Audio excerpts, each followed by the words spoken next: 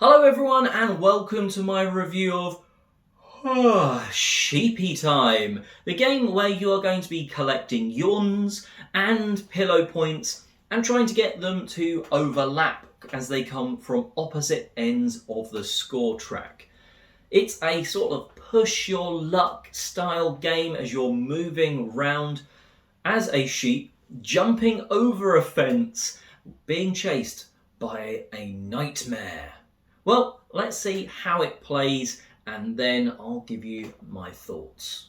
So the way Sheepy Time works is that there is going to be a nightmare chosen. That nightmare could be one of three and will basically use a specific deck of cards that's going to get shuffled into the main deck. That deck is basically cards that are going to allow you to move a certain distance around the board, which is from 1 to 10, and then you would jump over the fence, or you're going to be using them to catch Z's, and that's how you're going to be basically triggering the powers and ability tiles that pop up around the edge. On a turn, you will play one of the two cards from your hand and move or catch the Z's that it says. So if you were to play a move 2 card, you would move 2 spaces round. If you landed on one of the spaces where there is a bonus tile, well, if you have a Z token there, you can activate it, and that might allow you to maybe bounce on further. Maybe it would allow you to become brave. And, well, this is probably a good time to explain why you'd need to become brave. Well, once you've played a card, you will draw back up. If that card is a nightmare, it's instantly played and we'll see the nightmare move around, jump around, or maybe even slightly back around the tracker.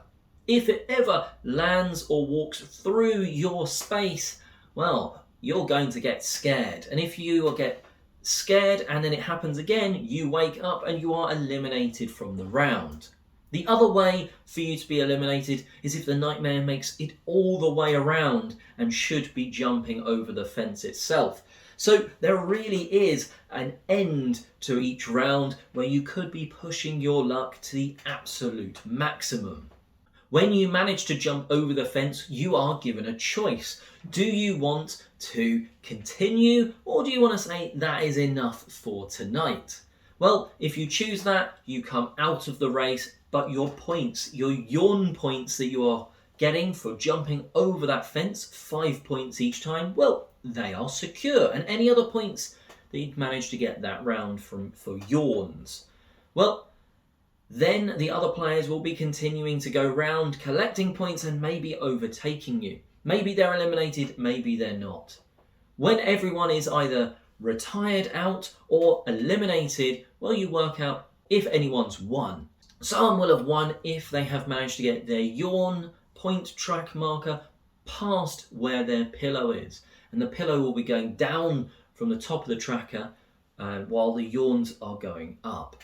This isn't going to happen most probably for the first couple of rounds, but round 3, 4, that's when that's most likely to occur, because when you've calculated who's got the most yawns, that is reset to 0, but based on how many yawns you had, if you were in 1st, 2nd, 3rd, 4th place, that's how many pillow points you'll get. So you'll slowly start moving your pillow, that sort of limit that you're trying to get to reach that goal is being slowly reduced each round based on how well you're doing and how well you're pushing your luck and hopefully not being scared and waking up.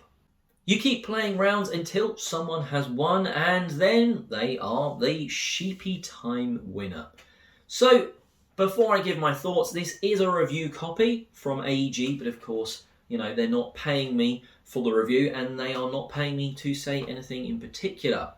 So who's going to like this game? Well, it's worked really well with people that normally take gaming really seriously in terms of their sort of playing lots of games, because it's very light-hearted. It's not trying to be more than it is. It's kind of a family-aimed game. You know, you are pushing your luck. And if you don't like to push your luck, well, this won't be a game for you. But if you do like it, well, it's brilliant for that rush of I'm going to risk this and hopefully it pays off. Moving round the actual sort of place and trying to get over the fence before the nightmare catches you, well, that gameplay would be boring, I think, and that's where those bonus tiles round the edge come in. Now, more of those are put out. I didn't say when I was saying how it played, more of those are put out between rounds. You either have a choice of putting Z tokens out on already placed tiles or putting a new one into play. So by the end, that board can, have almost every space, or it could have every space around it full, which means you could have literally turns that are triggering 3 or 4 powers. It would be absolutely crazy, but it could be done. And those powers are what makes the game. There's a huge stack. There's plenty to go round the board 2-3 times, but you're never going to have more than 10. That means each game feels a little bit different, but there are some powers in the deck which, when they come out, you're like, oh, this was a good one before. It might not be a good one that time, but there's certain ones. Certainly, there's one where you land on it and it can effectively double your movement because it trampolines you on as many spaces as you've moved. There's ones where it's you want to be scared because it'll actually allow you to do a big movement and things like that. So lots of interesting bonus tiles, and it's those bonus tiles that really make this. Without that, the movement, as I say, would probably be boring. But because you're playing your cards and you're trying to line yourselves up for those sort of bonus movements or actions, it gets quite interesting because you can be like, right, if I play this, I'll catch some Z's, put some tokens there. Then on my next turn, I play that so I can move there, use one of the tokens to activate the bonus, and use that ability. And that was a lot of fun. Now, the 3 different monsters do play a little bit differently. One sort of walks and moves through, so it sort of sweeps through, scaring people. The next one sort of jumps, and then the third one's even got a special token. I kind of wish there were more monsters. I wish there was a monster that could jump and move. So I like both the first and second one a lot because they're easiest to explain to people. But I kind of wish there was one that was a hybrid where some moves were sort of forward movement, some were jumping forward, some were maybe jumping back.